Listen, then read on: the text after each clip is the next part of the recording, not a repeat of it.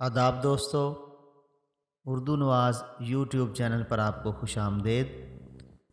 ہماری آج کی ویڈیو میں ادبی شخصیت ہیں نون میم راشد۔ نون میم راشد کا اصل نام بتائیں۔ ان کا اصل نام نذر محمد راشد تھا۔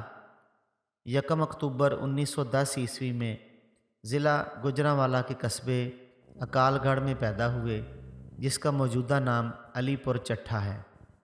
ابتدا میں وہ علامہ مشرقی کی خاکسار تحریک سے بہت متاثر رہے اور باقاعدہ وردی پہن کر اور بیلچہ ہاتھ میں لیے مارچ کیا کرتے تھے۔ راشد نے ایم اے کس کالج سے کیا اور کس مضمون میں؟ گورنمنٹ کالج لاہور سے اکنامکس میں آپ نے ایم اے کیا۔ نون میم راشد نے پاکستان سے باہر کس ادارے میں ملازمت اختیار کی؟ اقوام متحدہ UN۔ آپ نے کس ملک میں ریڈیو پروگرام نشر کرنے کے فرائض سر انجام دیے اور کب؟ ریڈیو امریکہ 1953 میں۔ راشد کی خانگی زندگی کے حوالے سے آپ کیا جانتے ہیں؟ نون میم راشد نے 2 شادیاں کیں۔ پہلی شادی 1935 میں 25 برس کی عمر میں ماموزاد صفیہ بیگم سے ہوئی، جو 1961 میں واصل بحق ہوئیں۔ اہلیہ کے انتقال کے 2 سال بعد 1963 میں شیلا انجلینی نامی ایک اطالوی انگریز خاتون سے آپ نے دوسری شادی کی۔ پہلی بیوی سے آپ کی اولاد میں ایک بیٹا شہریار اور 3 بیٹیاں نسرین، یاسمین اور شاہین ہوئیں، جبکہ دوسری بیوی سے نزیل نامی ایک بیٹا پیدا ہوا۔ نون میم راشد کو کس صنف شاعری کا امام کہا جاتا ہے؟ آپ کو آزاد نظم کا امام کہا جاتا ہے۔ راشد نے کس اسلوب سے بغاوت کی؟ راشد نے کلاسیکی اسلوب سے بغاوت کی۔ اردو نظم سیدھی لکیر پر چل رہی تھی، کن 2 شعراء کی بدولت اردو شاعری کا عہد آفریں تبدیلی سے دوچار ہوا؟ نون میم راشد اور میرا جی۔ راشد نے اپنی شاعری کی عمارت کن جدید شعراء سے متاثر ہو کر تعمیر کی؟ انگلستان اور فرانس کے جدید شاعروں سے۔ نون میم راشد پر نقادوں نے کس قسم کے اعتراض کیے؟ نقادوں نے آپ کو ابہام، جنس، فراریت، مریضانہ اور شکست خوردہ ذہنیت کا حامل شاعر قرار دیا۔ بغاوت کی ایک مثال نون میم راشد، یہ کس مشہور نقاد کا مضمون ہے؟ ڈاکٹر وزیر آغا۔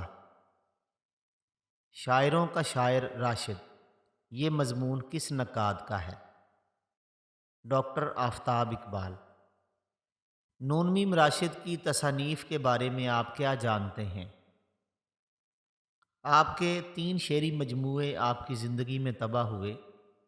پہلا مجموعہ ماوراء 1941 میں منظر عام پر آیا۔ دوسرا مجموعہ ایران میں اجنبی 1955 میں طبع ہوا، جبکہ آپ کی زندگی میں شائع ہونے والا تیسرا شعری مجموعہ لا مساوی انسان، یہ 1969 میں چھپا۔ چوتھا اور آخری شعری مجموعہ گماں کا ممکن تھا، جو آپ کی رحلت کے عین 1 سال بعد 1976 میں سامنے آیا۔ راشد کا انتقال کب ہوا اور کہاں دفن کیا گیا؟ اپنی زندگی میں ملحد اور خدا کا باغی جیسے الزامات کا سامنا کرنے والے نون میم راشد 9 اکتوبر 1975 کو برطانیہ میں اپنے انتقال سے قبل اپنی میت کو جلانے کی وصیت کرتے ہیں۔ کچھ لوگوں کا خیال ہے کہ انگلستان میں میت سوزی کی نسبت میت دفن کرنے کے اخراجات بہت زیادہ ہیں، اس لیے آپ کی اطالوی اہلیہ نے میت سوزی کی وصیت کا ڈرامہ رچایا۔ بہرحال وصیت کے مطابق ان کی میت سوزی کی۔ یہ واقعہ سخت تنقید اور متعدد مباحث کا سبب ٹھہرا۔ اس تناظر میں طارق حبیب کا دعویٰ ہے کہ راشد اخیر وقت تک بلا شبہ ایک راسخ العقیدہ مسلمان تھے۔ جبکہ ساقی فاروقی نے اپنے ایک مضمون میں واضح الفاظ میں شیلا راشد کے بیان کی تصدیق کی ہے۔ راشد کی پہلی نظم کا نام بتائیں اور یہ کب اور کہاں شائع ہوئی؟ راشد کی پہلی نظم اتفاقات تھی اور یہ 1935 میں رسالہ ادبی دنیا میں شائع ہوئی۔ راشد کی ادبی زندگی کے بارے میں آپ کیا جانتے ہیں؟ نون میم راشد کی ادبی زندگی میں وہ میرا جی کے ساتھ حلقہ ارباب ذوق کے اولین کارکن کے طور پر شریک رہے۔ خصوصاً حلقے کی لاہور شاخ کے لیے آپ کی خدمات قابل ستائش ہیں۔ راشد کی پہلی نظم اتفاقات بھی 1935 میں اسی ادارے کے رسالے ادبی دنیا میں شائع ہوئی۔ یہ وہ دور تھا جب راشد اردو کے 3 ادبی رسائل کی ادارت کرتے رہے۔ لاہور کے رسالے راوی میں 1931 تا 1932، ملتان کے جریدے نخلستان میں 1932 تا 1934 اور لاہور کے ادبی رسالے شاہکار میں 1934 تا 1935 بطور مدیر ذمہ داریاں نبھاتے رہے۔